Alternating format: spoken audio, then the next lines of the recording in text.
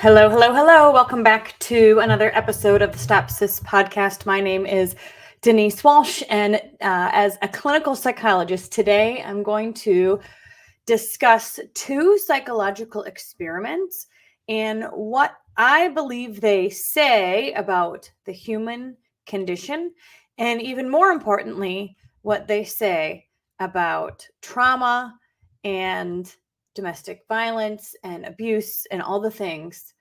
Let's get into it.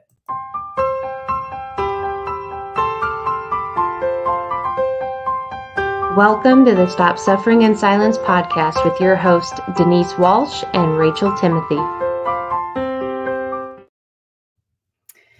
Well, good morning, good morning, good morning. I'm going to talk to you about my two favorite experiments that I learned back in my psychology days, but they still are so relevant to today's culture and when I'm working with clients. And so I'm going to be interested to hear if you've ever heard of these. These are fairly old.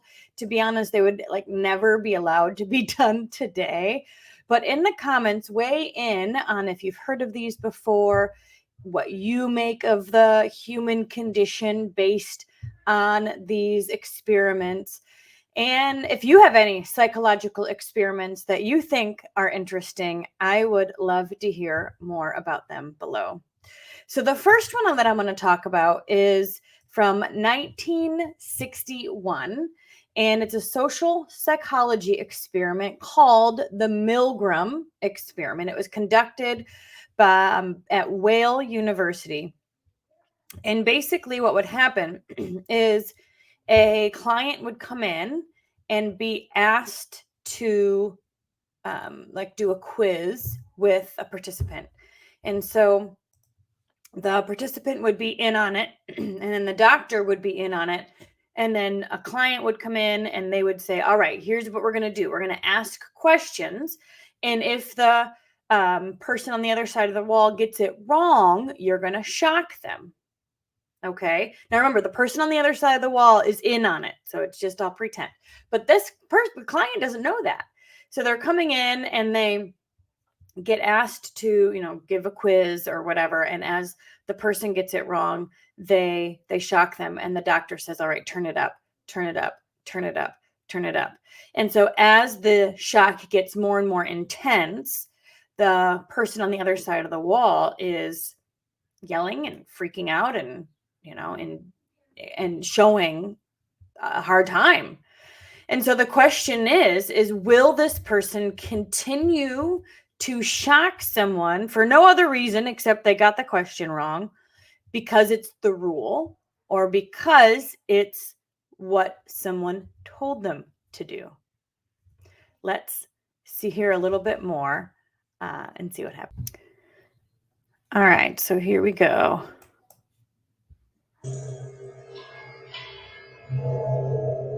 When I learn of incidents such as the massacre of millions of men, women, and children perpetrated by the Nazis in World War II, how is it possible, I ask myself, that ordinary people who are courteous and decent in everyday life can act callously, inhumanely, without any limitations of conscience? Now, there are some studies in my discipline, social psychology, that seem to provide a clue to this question. The problem I wanted to study was a little different. It went a little bit further. It was the issue of authority. Under what conditions would a person obey authority who commanded actions that went against conscience? These are exactly the questions that I wanted to investigate at Yale University. It is May 1962. An experiment is being conducted in the Elegant Interaction Laboratory at Yale University. The subjects are 40 males between the ages of 20 and 50 residing in the greater New Haven area. Psychologists have developed several theories to explain how people learn. One theory is that people learn things correctly whenever they get punished for making a mistake. 40 years later, Milgram's infamous experiment, obedience, is still taught in classrooms around the world. All right, teacher, would you take the test and be seated in front of the shock generator, please, in the next room? But the experiment was rigged. The victim was an accomplice of the experiment. The victim, according to plan, provided many wrong answers. His verbal responses were standardized on tape, and each protest was coordinated to a particular voltage level on the shock generator When I was teacher, you were seated in front of this impressive-looking instrument, the shock generator. Its essential feature is a line of switches that goes from 15 volts to 450 volts, and a set of verbal designations that goes from slight shock to moderate shock, strong shock, very strong shock, intense shock, extreme intensity shock, and finally XXX, danger severe shock. Your job, the experimenter explains to you, is a word pair test. If he gets each answer correctly, fine, you move on to the next pair. But if he makes a mistake, you are instructed to give him an electric shock, starting with 15 volts, and you increase the shock one step on each error. That is incorrect. This one will be 195 volts. The learner was hidden from the teacher by a partition. Of course, this was all a simulation. Nothing was really happening. But the learner made very convincing sounds of pain as the shocks increased. This will be at 3:30. And Milgram found, surprisingly and rather horrifyingly, that the majority of people would actually go right to the very highest level if there was some pressure from a man in a white coat who said things like, It's absolutely essential that you continue. Continue, please. Let me out of here. My eyes bother me. Go on. Let me out. in fact, about 65% of the people who he studied, who were normal volunteers from the ordinary population, actually gave the maximum number of volts. This man was one of those 65%. This one will be 195 volts. The correct one. Let me out of here. Slow. Dance. Let me out of here. My eyes bother me. Let me out of here. You have no right to keep me here. Let me out. Let me out of here. Let me out. Continue, please. Let me out of here. My eyes bother me. Let Go me on. out. Let me out. Responsible for it. Red.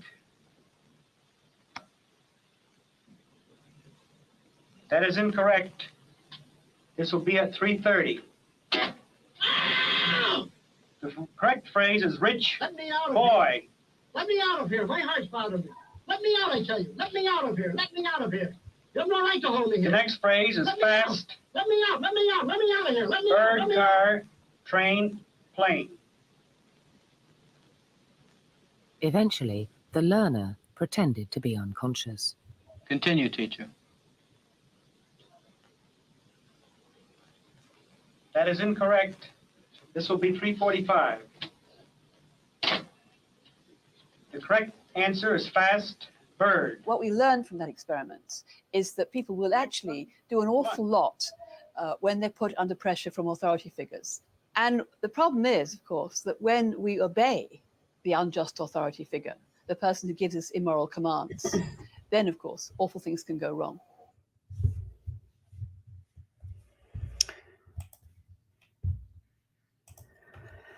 All right. So I apologize if that was a bit shocking. But this is a fascinating experiment, and to me shows the power that those in power do have. And you can think about this in terms of cult leadership. You can think about this in terms of domestic violence.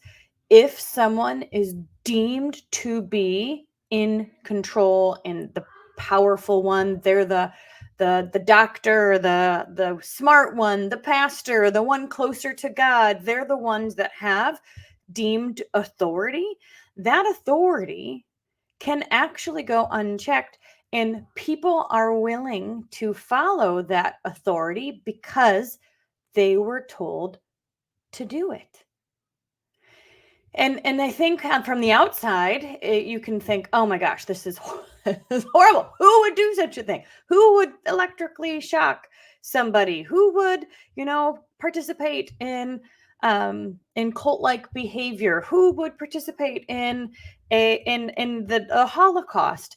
And then you also hear it from a micro perspective of, why didn't she just leave him?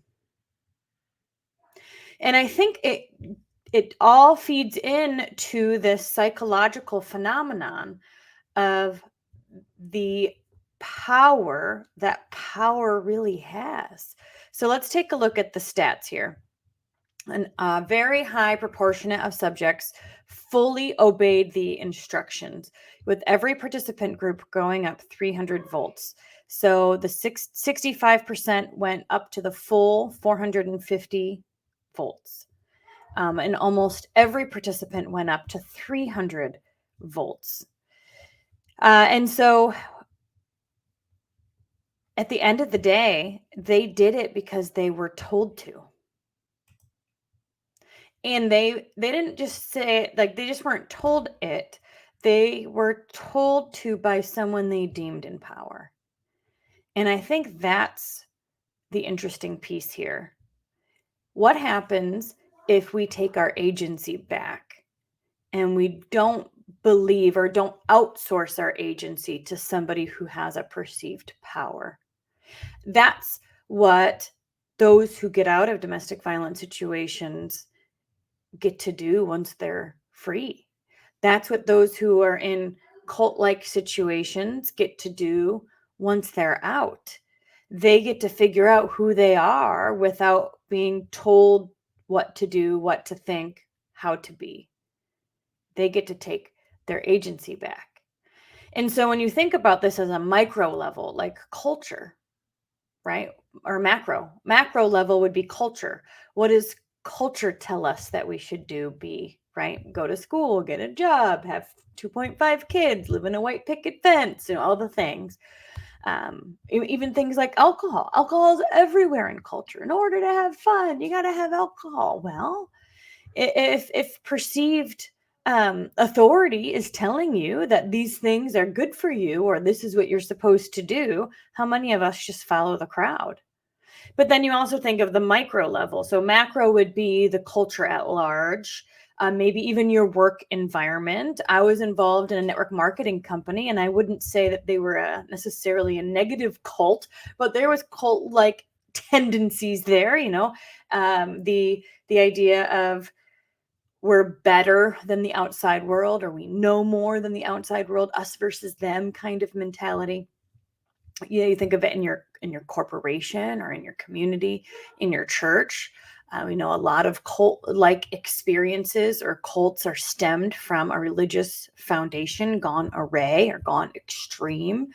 And oftentimes the leader is deemed to be closer to God. And so if you want to be closer to God, you have to go through them, right? And so again, these clients or these powerful people who are deemed to be more powerful than me, I outsource my agency to them.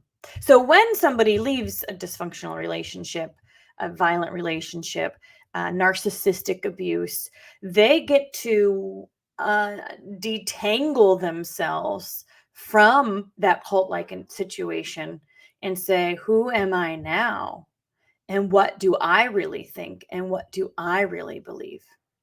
In fact, this could be said of somebody who's in a codependent relationship. And oftentimes codependency it's toxic, right? It's born because there's toxicity, there's anger, there's narcissism, there's addiction, there's other things happening where the codependent person now feels like they're walking on eggshells, or they're in charge of somebody being happy, and we need to clean up to make sure dad's happy, and we can't, we gotta make sure he's not stressed, or whatever the case may be. That a codependent relationship means I'm in charge of your emotions and your behavior, and I'm going to change myself to make sure you're happy, when we know that that's not accurate. I can't control someone's mood more than they can control mine. And so obviously we want to be respectful to each other, but oftentimes codependent relationships take on more responsibility than they need to. But so when you step away from that, or where you start to heal, is you're separating that agency. You're saying, I'm going to be in charge of me, but guess what? That means you get to be in charge of you. Human behavior is to follow the leader. We want to make sure that we're following a healthy leader who is not taking their abuse in a negative way. Thoughts about the Milgram experiment. What does this say to you about the human condition? You think of Hitler and the Holocaust. how did so many people follow him? And is it because he said he was the leader? Is it because he said he was right and they believed him? Did he say he was closer to God and he was, cleansing the earth? Or were they afraid of him? Both could be true. But it goes to show how something like that can happen, because as humans, we're wired to trust and believe the leader.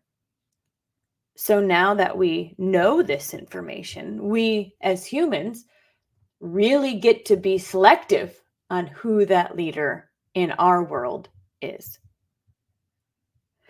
All right, one last experiment here that I want to share with you that I think is, again, very fascinating. This was done in August of 1971. It's called the Stanford Prison Experiment. It's a psychological experiment. It was a two-week simulation of a prison environment that examined the effects of situational variables on participants' reactions and behaviors. This was done at Stanford. Participants are recruited from the local community with an ad in the paper offering $15 per day, which is like $113, they say, in 2023. And to male students. I don't know why all of these were with males, but again, that's interesting to think of who would be the ones that say no. I'd love the study on who said no and stop, and then who kept going. I think that's fascinating information. But anyway, these male students came and participated in the study of prison life. So volunteers were chosen.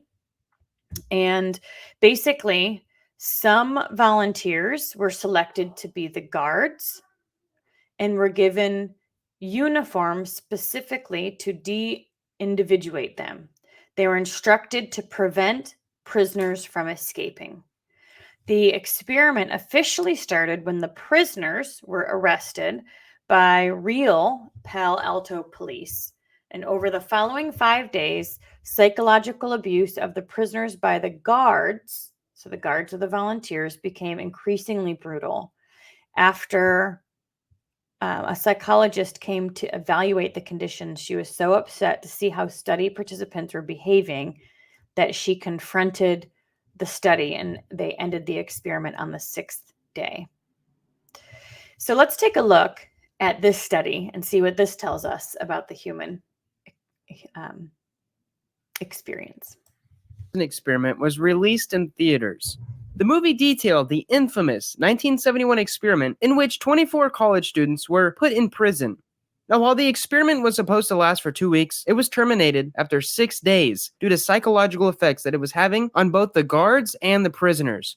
So what actually happened during the Stanford prison experiment? Why is it so infamous? And does the movie get everything right, or is it just a dramatization? This video will briefly explain the experiment, its impact on the world of psychology, and the controversy that it's facing 45 years in the future. So, first off, what is the Stanford prison experiment? After Milgram's experiment rocked the world of psychology, many people were left with questions about obedience, power dynamics, and the abuse of power. Philip Zimbardo, a professor at Stanford, wanted to then explore these questions further, and with a grant from the Navy, Zimbardo set up something called the Stanford Prison Experiment. He wanted to see, could a person's role influence their behavior? Zimbardo and his team interviewed 70 applicants at Stanford who were willing to participate in the study for 14 days and receive $15 a day. They wanted to make sure that they chose the brightest and the most mentally sound participants. And after narrowing down their applicants to 24, the researchers flipped the coin and assigned the roles. Half of the participants would be prisoners, and the other half would be guards.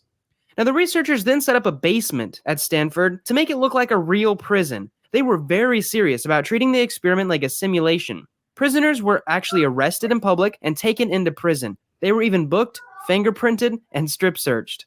Now, Zimbardo's team also gave prisoners numbers that were meant to be used instead of their real name.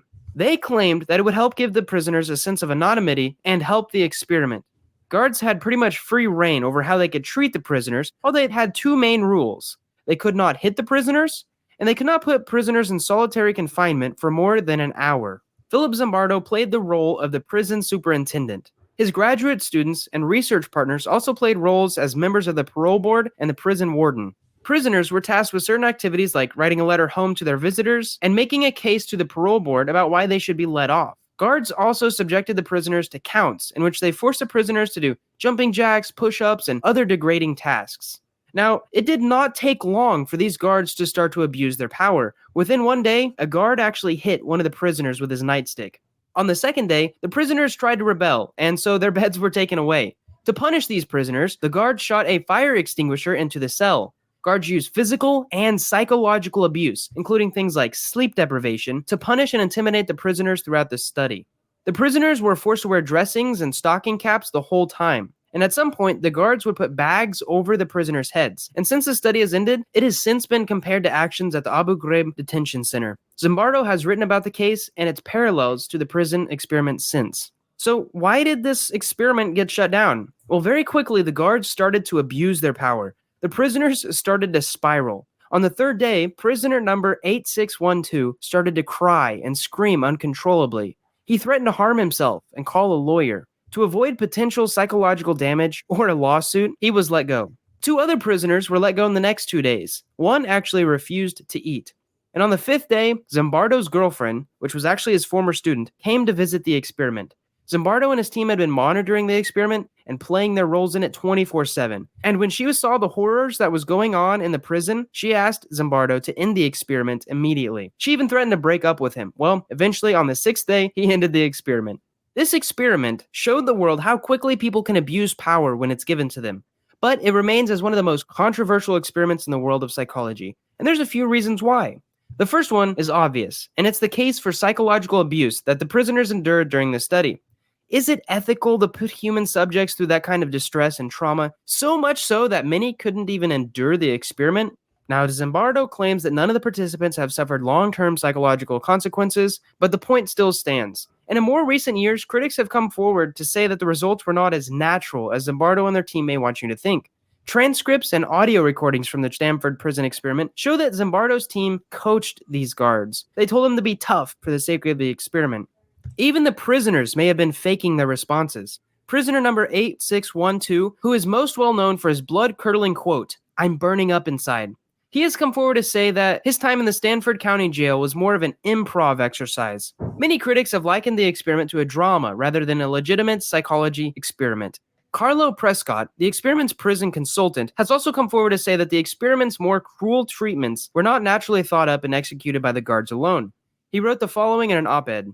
Ideas such as bags being placed over the heads of prisoners, inmates being bound together with chains, and buckets being used in place of toilets in their cells were all experiences of mine at the old Spanish jail section of San Quentin, and which I dutifully shared with the Stanford Prison Experiment Brain Trust months before the experiment started. To allege that all these carefully tested, psychologically solid, upper-middle-class Caucasian guards dreamed this up on their own is absurd. So you can take that for what you will. But let's talk a little bit about the lasting effect of the Stanford prison experiment. It seems to have raised more questions than it answered. Where should psychologists draw the line when it comes to subjecting participants to distress for science? And how easily can psychologists blur the lines of an experiment versus a simulation or a drama? And if the Stanford prison experiment doesn't exactly answer its original questions about power dynamics and obedience, what similar experiments can? These are just some of the questions that psychologists face today about the experiment. Anyways, I hope you enjoyed this video and learned something about the Stanford prison experiment. If you have any questions at all, feel free. All right. So again, there's 2 things about these experiments that are fascinating to me. Number 1, how quickly when somebody is given power, told they have power, given this role, that they can then take advantage of the power that they're given. And then number 2, it's again, interesting information or just an interesting conversation, right? To see how the victims respond. So if you are finding yourself in a relationship with somebody who is abusing their power, I want to talk to you about a few things that you can do. First of all, just know that it's so easy to slip into that type of role. As humans, we follow the leader. And if someone claims to be the leader, it can be very easy for us to give our power away to them. And so we have seen time and time and time again of smart, educated, well-rounded people who fall into a cult-like situation or even an abusive situation. And so it really is not like it's no reflection on you. So I think oftentimes when we're in these situations, we think we take on some of that shame, and I want to free you from that. It is not your fault. It's part of the human condition for, number one, people to sometimes take abuse, like take abuse of their power. But then number two, for us to be under their authority. And so what we want to do is we want to separate ourselves from them and start to gain our own inner authority back. And so a few things that I would want you to do is, number one, feel free to join 90-Day U-Turn. Here at Stop Suffering in Silence, we have programs for those who are coming out of abusive situations, trauma situations, and are looking to kind of get their life back, right? And so 90-Day U-Turn is a support group and a 12-week program that helps you do that. And a couple of things that we do are we have you check in with yourself. You want to ask yourself, what am I feeling? What am I thinking? What is my view of the world? Is this a view of the world I got from the cult I was in or the abusive situation I was in? Am I still believing my narcissistic mother, right? Or is this something that I truly believe? So we want to start to recognize what comes from the cult and what is something you truly do believe. Checking in with yourself through morning journaling, through when emotions pop up, evaluating them, seeing where they came from, processing through them, and then taking on the ones that currently serve you and letting go of the ones that no longer do. The other thing that I would want you to do is ask yourself the question, what do I want? What do I really want right now? What are my priorities right now? You want to start making decisions based on what's important to you versus what's important to these other people who have for years or sometimes decades told you what to do and how to behave and what their priorities are for you. We want to start identifying that for ourselves. And then finally, another step in the healing codependency arena is to start taking responsibility for your own feelings.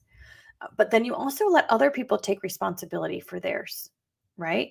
I know that I am not all powerful, and so I cannot make somebody behave in a certain way or emote in a certain way or react in a certain way. All I can do is control me. And so as we start to separate our feelings from their feelings, our behavior from their behavior, we take responsibility for us, but we let them take responsibility for them. What do you guys think about these two psychological experiments? These are classic ones in psychology. And as a clinical psychologist myself, I love learning about the human condition and human behavior and why people do what they do. And I think these experiments help us to see just how easy it is to fall into either of those power dynamics and how we get to make the choice to take our power back. Nobody, if you're in a situation where somebody believes they have authority over you, it's just not true. And so we get to take our authority back. All right. Well, with that being said, this is an episode for Stop Suffering in Silence. My name is Denise Walsh. I'm a clinical psychologist. And here at StopSis, we educate on all things trauma and trafficking related and support those on the healing journey. We've got a 90-Day U-Turn program opening up in August. If you're interested in learning more, I'll put our website down below. Reach out. Let us know. We'd love to have a call with you to help you take steps out of codependency and into taking back your own inner authority. Have an awesome day, you guys. Thanks for hanging out with us, and we'll see you next week.